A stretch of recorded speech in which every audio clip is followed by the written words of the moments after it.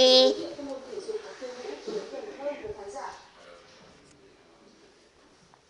Xin được chuyển sang phần tin quốc tế. Sân Anfield luôn là nơi ngập tràn cảm xúc kể từ khi có sự xuất hiện của huấn luyện viên Jurgen Klopp. Có khi là những tiếng hò reo vang dội, nhưng cái mắt lại là những cái xuất ra từ tiếc nuối. Và trận đấu trước Manchester United vào tối qua chính là một ví dụ điển hình. Có thể nói rằng Liverpool đã chơi một trong những trận đấu hay nhất của mùa giải. Vâng. Tốc độ, quyết tâm và sự cơ động tuyệt vời đến mọi thứ. Nhưng sau cùng thì kết quả mà họ nhận được lại chỉ là một thất bại phũ phàng.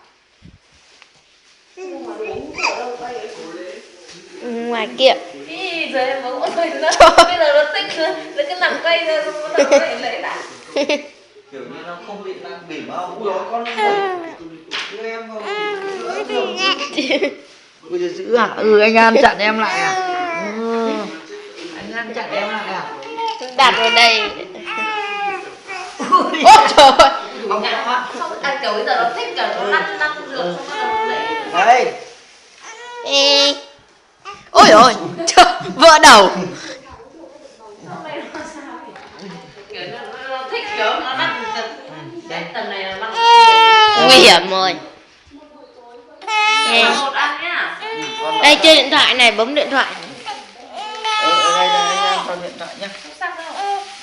Điện thoại alo đi, anh An đang ở đâu đấy? Em vừa đi học về đón em nhá. Anh An đang ở đâu đấy? Gặp nốt điện thoại nữa thì hay.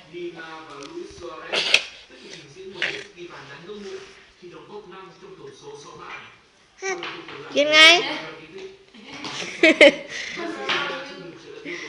Gặm luôn điện thoại.